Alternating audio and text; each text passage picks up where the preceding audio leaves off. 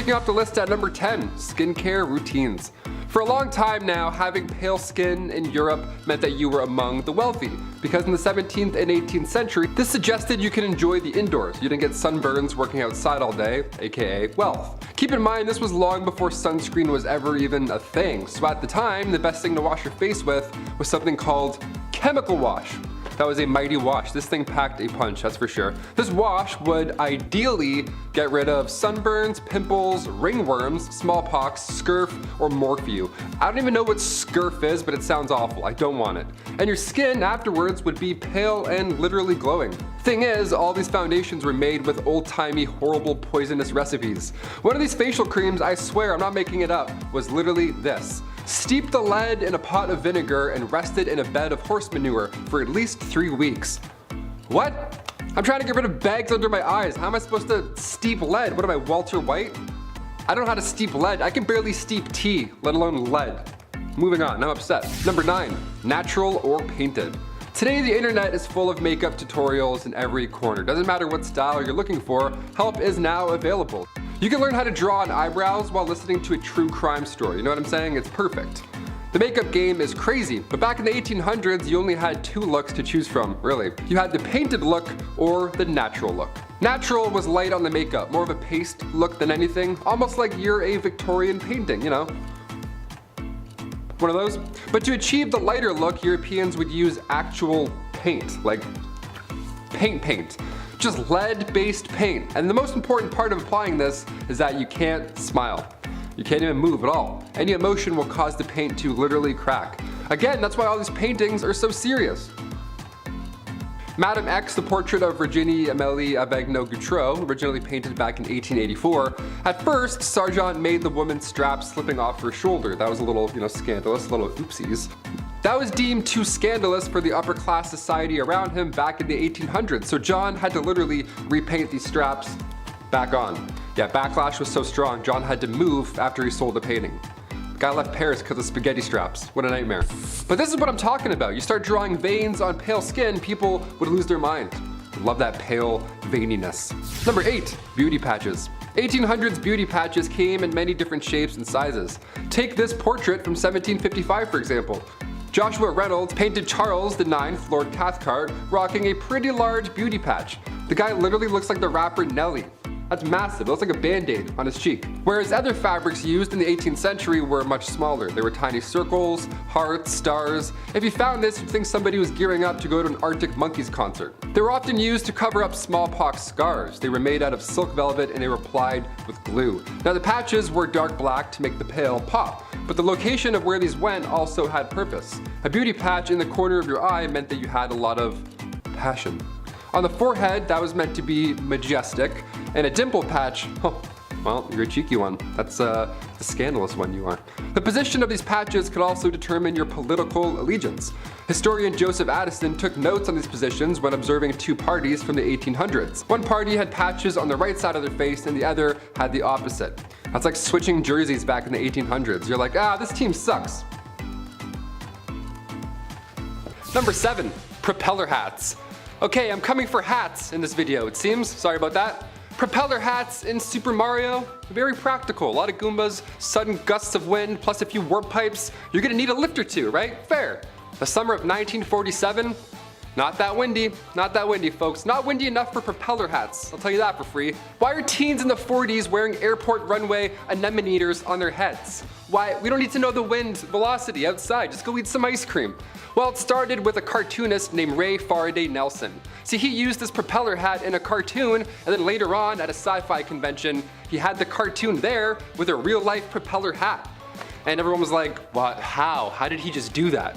This of course swept the nation just like the fidget spinner. Brands made their own versions, they hopped on the trend quickly. So quick in fact that Nelson never had time to even secure a patent for this new fresh idea.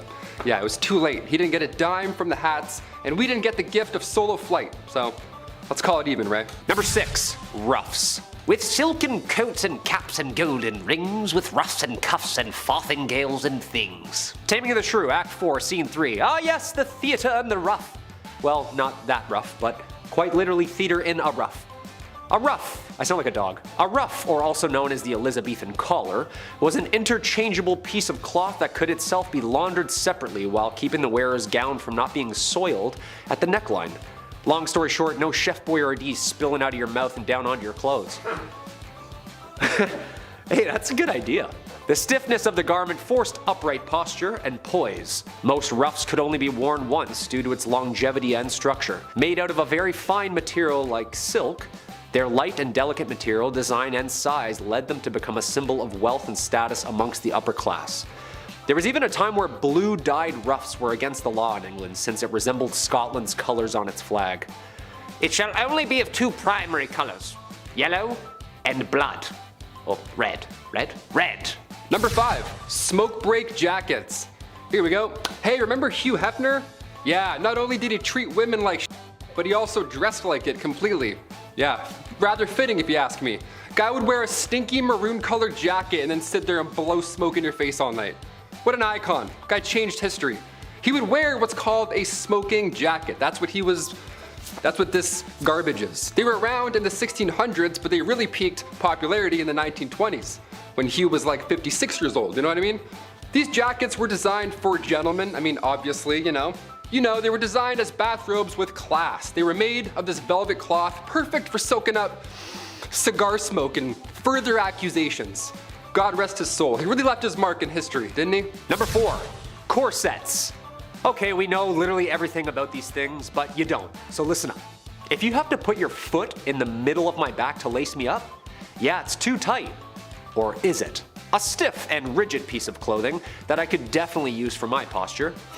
The corset, first invented in Italy, then France, then England, the rigid posture and protective garment around the kidneys, ribs, and vital organs under a knight's armor were adopted for style, class, and shape. Most popularized during the 16th century, this slim and sleek look was adored and worn by all classes. The best way for a woman to shape her bust, a man's chest straight and high while riding, and a great way to lose consciousness. No, I can breathe. Go a bit tighter. Yeah, it's perfect. Yeah, thank you. Usually made out of something strong like whalebone or wood. The stitched corsets would maintain its hard shape and the wearer would basically just be stitched in for the entirety of the day. That sounds comfortable.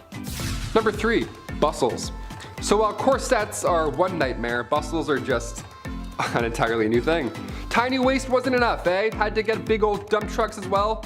These Victorian folks went hard in the paint. Figuratively and literally, I guess. Bustles were also known as the Grecian bend. Big old booty bend, that's it. It came to town in the 1870s and it took the idea of wearing a cage as a skirt to just having the back part extend out. Ah yes, an update, an upgrade, I guess. Then the fabric was draped behind the butt. Hope you don't like sitting down ever, because that's obviously not an option. Corsets would move your organs around slowly, and bustles would slowly damage your back. So let's leave this one in the 1800s. I think that's probably for the best. Number 2, red lead redemption. Look, I'm pretty new to skincare routines, but I'm trying, okay? I'm trying to get rid of these bags under my eyes. I'm trying to sleep and drink water, all that jazz. Back in the 18th century, those bags under your eyes were a lot harder to get rid of. Lead mixed with vinegar, this would make you look more pale. If I used this, I would literally be a ghost. I would just be invisible. You would just hear a voice in a green screen right now. In the 18th century, that pale look was ideal, but this lead vinegar mix also smoothed out your face. So what could go wrong, right? Queen Elizabeth I used cosmetics containing lead, mercury, and arsenic. Those powerful 3 things you don't want anywhere near your face. Yeah, arsenic too, the same deadly poison that took out George III and Napoleon Bonaparte. Just the worst ingredients in the 1800s cosmetics game, really. The Agency for Toxic Substances and Disease Registry has arsenic on its priority list of hazardous substances. Toxic metal exposure is still an issue we're facing today in this century, so I hope this is eye-opening. Sans poison eye drops, I hope it's eye-opening. And finally, coming in at number 1, deodorant. What did people even do before Old Spice? You know, before that guy was born, how did we know how to smell good? What did we know how to do? Deodorant was first introduced to the public back in the late 1800s, and it was called Mum. It was a cream that used zinc oxide, and it was stored in metal, cold containers. That's just nothing like Speed Stick at all. It's not discreet in any way, shape, or form. It wasn't long until the first antiperspirant came along right after it. It was called Everdry, and it was always damp, ironically, and it would always burn your underarms. It literally would eat through your clothes. I think at that point, I'd rather smell bad. Like, let me have rashes, let my face look horrible, let the bags show. I'd rather do all that than any of this. This is horrible. Number 10, golden hair. Hair is important. Imagine how different George Clooney would look if he was balding. Ooh. You gotta take care of your hair. There's nothing like treating your scalp to a nice scented and moisturizing shampoo. The Incas thought this too, and reached for the next best thing. Fermented pea. Oh yes, that's right. Basically, you take a pot, you put some wee in it, and let it sit for a week. Why not? Want to stay smelling fresh, of course. I'm not sure if this would make your hair silky smooth, as I'm not frankly in the market to try this. And this one, I can firmly say that if you try this one at home, stop it. Get some help. Don't do that. Wee belongs in the toilet, not on top of your head. Stop. Number 9, what a crock. As if urine in the hair wasn't enough, this beauty trend comes at you from the Romans and the Greeks. The Romans and the Greeks were the peak of ancient civilizations, built beautiful monuments, and were honestly just so smart, so smart. So smart that when they saw crocodile dung, they knew right away it had some beauty properties that they just couldn't pass up. They would bathe in crocodile dung. That's right, bathe in crocodile dung. Known for its restorative and anti-aging properties, I'm just not sure how this works really. Did they like heat it up or something, or did this like slip into a tub with a pile of like lukewarm unlawfulness? And how do they really know it had de-aging properties? I'm starting to think this knowledge might be related to the whole urine shampoo thing. This is also gonna be a hard pass for me. No thanks, I'm good. No poo in the hair. Number 8. Beauty is pain. Ladies, we all know sometimes beauty is pain. It can be a lot, or even too much sometimes. But how far are you willing to go for a little extra beauty? In ye olde times, pale skin was considered to be beautiful, but not always the easiest to obtain. Makeup is expensive and was made of lead and other lovely materials. With all that makeup being caked on, that had to feel lovely on your face. So what's the next best thing? Bloodletting, yes, that's right. In order to have that healthy twilight pale look, women found themselves relieving themselves of their blood. Bloodletting was used for other medical reasons at the time as well, but why not get two birds stoned at once? Stay healthy and achieve that beautiful complexion. I unfortunately pass out at the sight of someone else's blood, so the loss of my own just to be pale would not bode well for me. I will have to hard pass on this trend as well. Plus, look at these rosy cheeks. I don't want to lose that. I think it makes me look cute. Number 7, mouse skin eyebrows. Okay, Stuart Little, if you're watching this, skip to number 6. You don't want to see any of this, alright? Trust me, it's not good. Back in the 1800s, as I mentioned earlier, the cosmetic game was harsh, to say the least. The eyebrows too, they had a rough go. Eyebrows were completely plucked off back then in order to make the forehead bigger. Yeah, you need that 1800s 5 head. That's the trick, apparently. Imagine if I shaved my eyebrows off and then painted my face like pale white. Honestly, I'd do it for the clicks. I'd do it for you guys. This 5 head look didn't last forever, thankfully, but for a hot minute it almost got worse. In the late 17th century and early 18th century, these leading ladies would shave off their eyebrows and then they would glue on mouse skin to replace them. Like a band-aid, only horrible and stinky. Since their face was freshly painted and the glue game was weak, they would have one shot only to stick these puppies on. You just gotta eyeball it and hope that it works and that it looks in the right spot. I don't know. You put them on too low, you're gonna look upset all day long. Eyebrows are angry sisters, not angry twins, okay? Remember that. Number 6, lip paint. Red lips always lie, especially when you don't know that ammonia is mixed in with it. How jolly.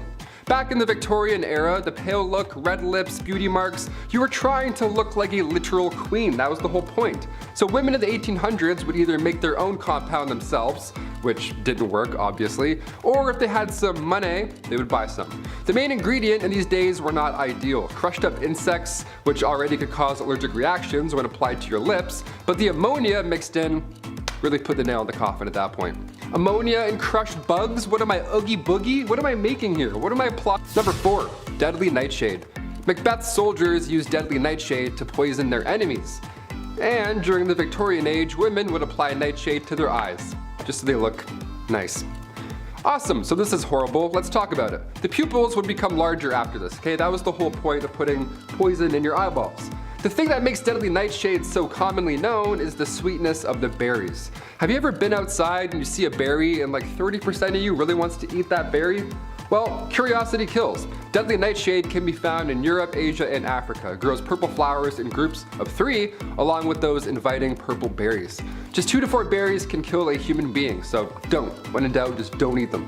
And the flower as well. Don't ingest this, you'll get poisoned. And also, don't put any near your eyeballs. In this century or the next. Number 3. You do what with my wee? Back to the Romans again, and back to the pee. At least the Incas were keeping it outside the body.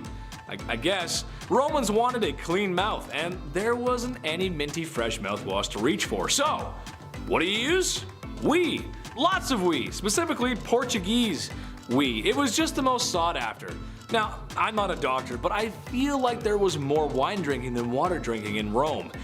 More than people would like to admit it. So, if that is the byproduct of all that wine drinking, and you're giving that a swish in your mouth, well, all I can say is I'm just gonna give that a big pass on playing spin the bottle. Number 2, my little weight loss friend. Okay, I get it. It makes perfect sense. The numbers add up here.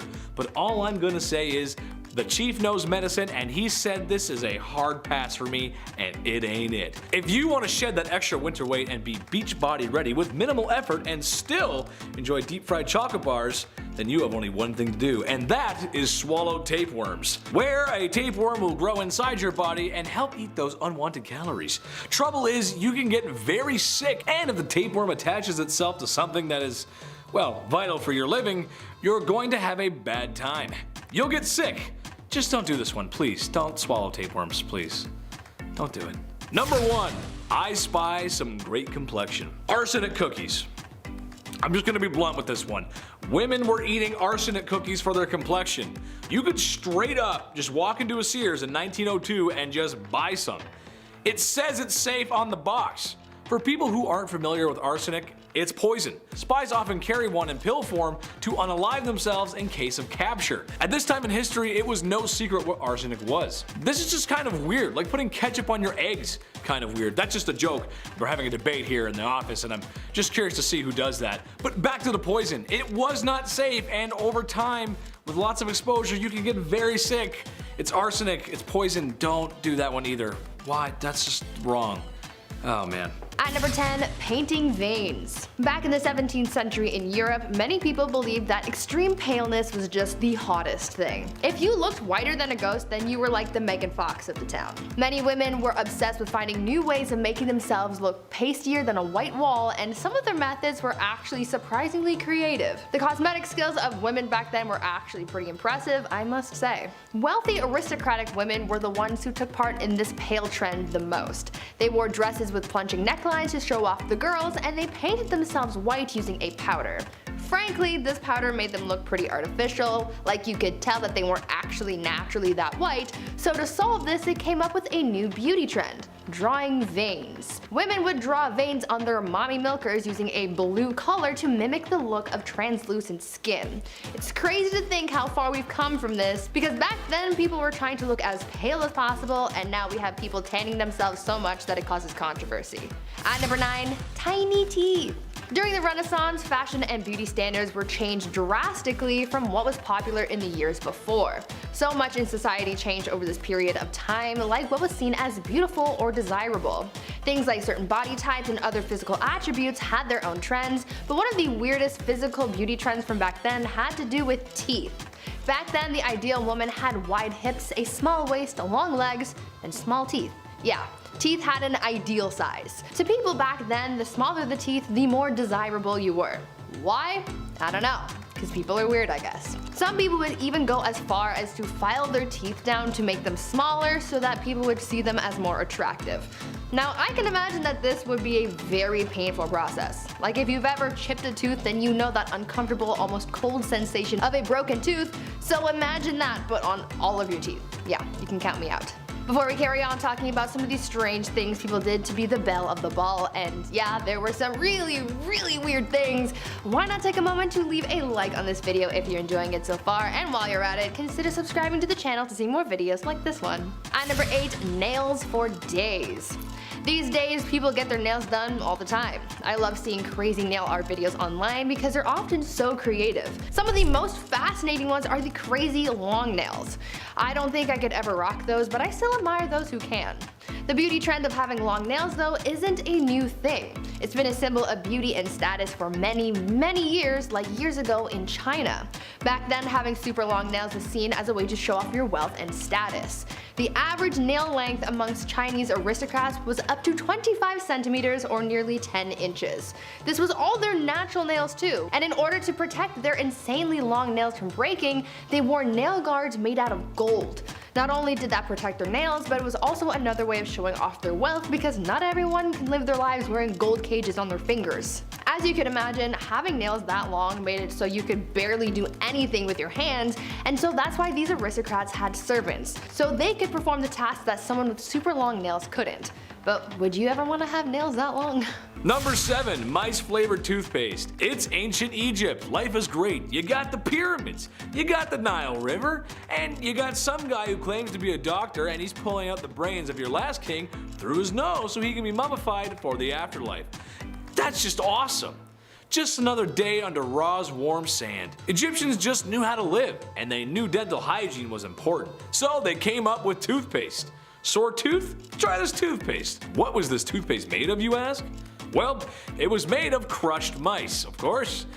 Oh, God. I mean, here I am thinking that just some herbs crushed up with some water would be fine to eliminate bad breath, but after all, having nice teeth and nice breath is sexy. So the Egyptians took some mice and they crushed them up with other ingredients in what must have been the most foul and rancid concoction this side of the Nile River. Just go ahead, put that goop in your mouth.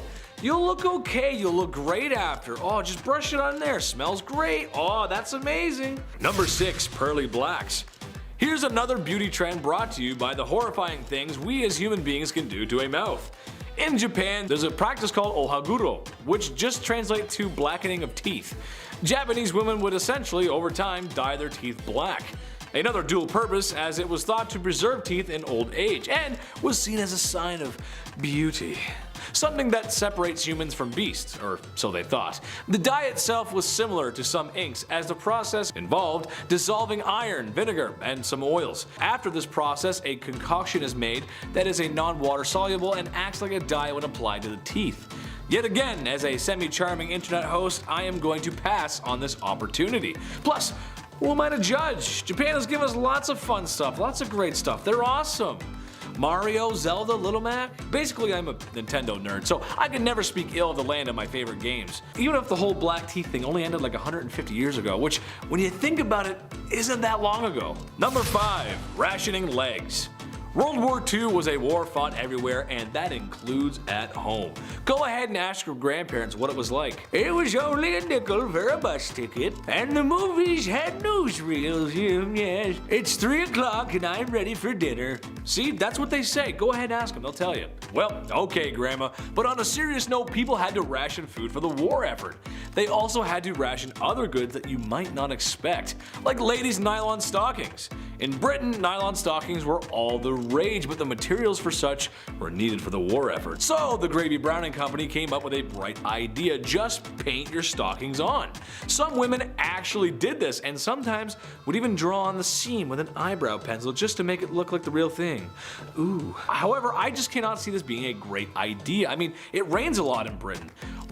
Would it not just wash off? What if I get sweaty running for my bus because I'm late for work? Yup, this is another one I'm just gonna have to pass up on. I'm sure the pain was 100% safe for body application as well. It probably wasn't. Number 4, bad hair days. Alright, this one is generalizing, but hear me out. When was the last time you thought about haircuts in the past?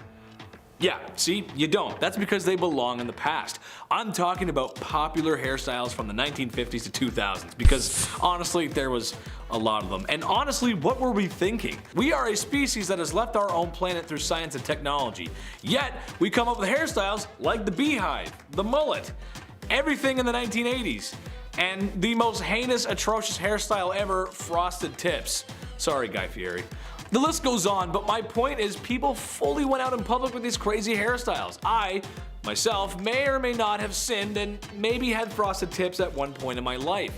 I maybe had a button-up shirt with a blue hot rod flames on it.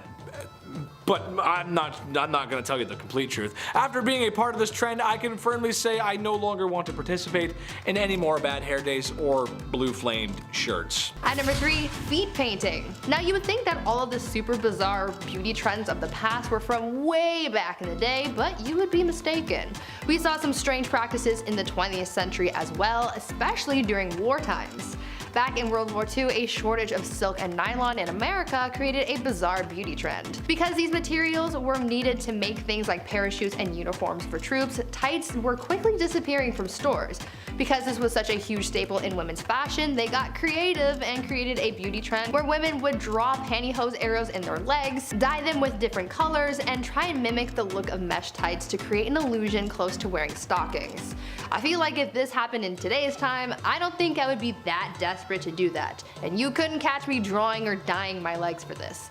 I think I'll just stick to wearing pants. And finally, at number 1, no piercings. How many of you guys out there have piercings? I have a few myself. I have my ears pierced and obviously my nose is pierced. But there are so many other places that you can get pierced even in the no region. Back in the Victorian era, piercings down under were pretty popular and were considered to be very fashionable amongst wealthy women. Some women would have their nippies pierced and even chained together, and some men would even get their peepees some jewelry too. For women it was all about trends, but for men back then, many of them got their nether regions pierced supposedly to make wearing tight pants more comfortable. This piercing was called the Prince Albert, and it was given that name based on the legend that Prince Albert got his little prince pierced in order to hide the size of his junk underneath his clothes. Whether or not that's actually true is beyond me, but I would imagine that getting that piercing would be painful. Absolutely painful. But remember, in the wise words of Beyonce, pretty hurts. Oh boy, was she right. And coming in at number 10, stiff collars. This early 1900s invention was accidental by nature, but seems absolutely painful just hearing about it. The detachable collar or stiff collar, created by Hannah Montague in New York in 1827, has been coined the father killer. But why? Well, this stiff detachable collar is so stiff that men could die from just wearing it. Yeah, basically just rubbing your jugular up against it all day would restrict oxygen to the brain. You could pass out or even die. This man was killed by a collar! So basically your own collar is rear naked choking the shit out of you all day. I thought the tie was the worst part. Made out of usually a separate material to the shirt pinned onto, the removable, starched to absolute hell and back collar basically turns as a sharp and rigid on your neck as a knife. Pain is beauty, darling. Apparently men would fall asleep after a couple of drinks or succumb to a cat nap and sometimes not even wake up at all. Dressed to death. Literally. Number 9, mini bowler hats. Ah yes, are you tired of bowler hats fitting on your head properly? Are you stuck in the 1940s and you're now tired of regular sized, properly fitting bowler hats?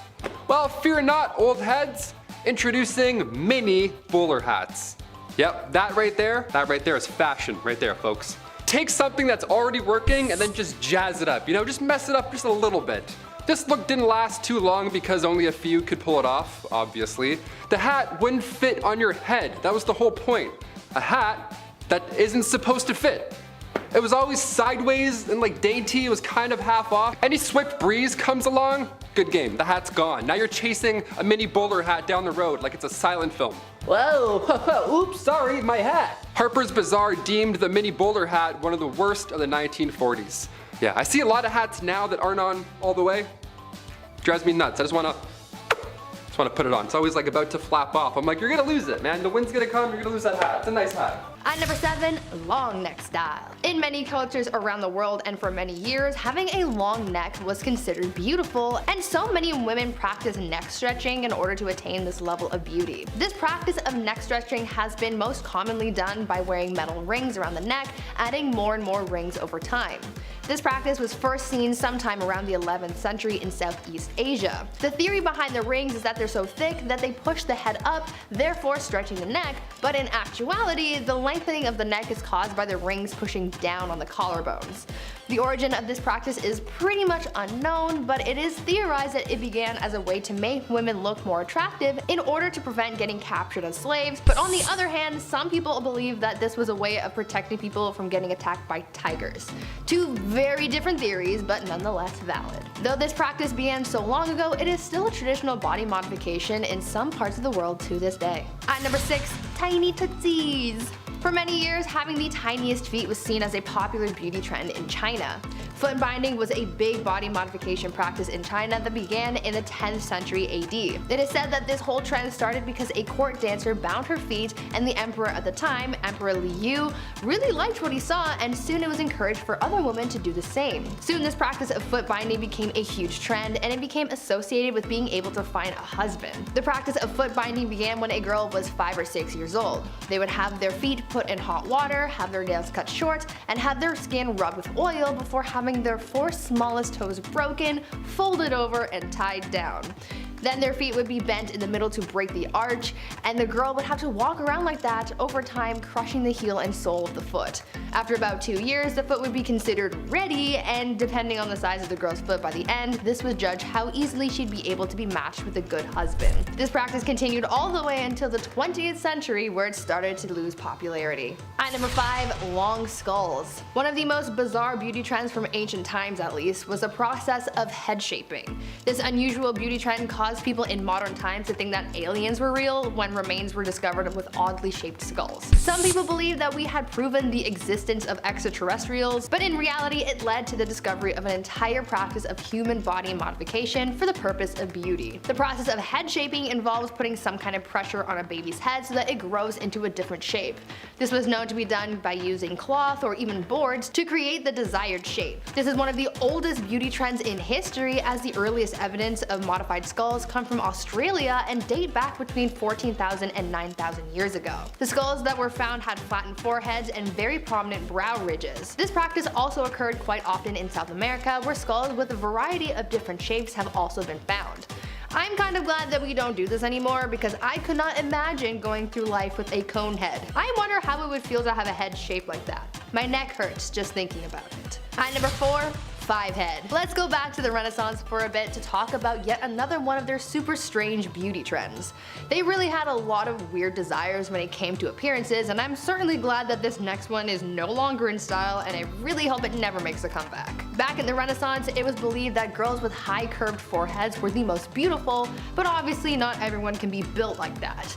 As people do, they came up with a way of achieving this look without having to be born with said attributes. In order to have that big forehead that people so desired, women were known to have shaved or plucked the hairs from their natural hairline to make their foreheads look bigger and therefore more desirable. They really said, receding hairline, but make it fashion, I suppose. Number 3, hammer pants. Okay, look, Kyle and I were on a dance team or two growing up, we get it. Baggy pants, extra zippers, zippers that don't even have pockets, pockets that are far too shallow to hold even that of a chapstick. We get it, okay? We love a good pair of dance pants. The hammer pants from the 90s, I don't think that was it. We should have heeded MC Hammer's warning and not touched it, you know what I mean? The man turned 60 this year, so we have to now look back on the truth. From him, MC Hammer himself has made it very clear. He says, quote, "Don't call them parachute pants. I detest the term." End quote. Yeah, man of few words, but you know what? When you sing that many songs, you don't need to speak anymore. Obviously, MC Hammer didn't invent this style, but it's funny to see him act like he did. You know what I mean? These types of trousers initially appeared in Persia, India, and Turkey thousands of years ago, but we love your bangers, MC Hammer. All 3. Number 2, belladonna drops. Growing up with bad vision, I've had some pretty weird things shoved into my eyes. Dirty fingers, drops, but never a scoop of berry jam. Nah, I kinda missed out on that one, I guess. Okay, maybe not jam, but the belladonna berries, though very toxic, had an unusual role in beauty standards in medieval Europe. Upon squishing this doughy-eyed remedy into your sockets, the person's, usually women's eyes, would dilate, resulting in huge, doughy puppy dog eyes, just running around town with blurred vision like you're about to get ophthalmologisted. EML49 strawberry, raspberry, blueberry, that's not, okay, what? Of course, you wouldn't be able to see how good you looked per se, as if you've ever been dilated for optometrist reasons, then you know exactly what I mean. The belladonna or beautiful woman drops got you running into walls every 2 seconds, but boy oh boy does she look beautiful. Number 1, paper dresses. This short-lived fad was introduced in the 1960s. It was a good one. It was exactly what you think. Paper dresses, nice. Paper Mario in real life. Finally, I've always wanted this. I could already feel the paper cuts. What a nightmare this ought to be. Here we go. Paper dresses to go. That was the phrase they like to use. They said the word go twice, therefore must be a good product. The Scott Paper Company made these not expecting the reaction that it got. It caught on quickly, of course. It only took 6 months for this casual paper company to start selling more than 500,000 paper dresses. Just out of nowhere, they're like, oh, let's just try this, and then it worked. It went so well that other companies hopped on board, just like the propeller hats. Over $3 million were spent on this awful fad. Andy Warhol was even in on the mix. It was a big deal. Everybody wanted to be involved. They weren't made of flimsy printer paper. It wasn't as bad as I'm making it sound, but it certainly wasn't great either. The dress was made of disposable material called Duraweave, before it was cool to make things out of disposable materials. Believe it or not, it was slightly water and slightly fire resistant. Unlike those puffy middle-aged dresses that immediately go whoom, and then they don't exist anymore. This one was a little bit better. Took the flame a little bit of time, right? It's been compared to the thick paper bib that you get at the dentist. Yeah, you know that horrible material that bunches up and pokes your neck mid-root canal while Kyle's doing stuff? It's made of that. Fun. We love history. We love beautiful fashion history.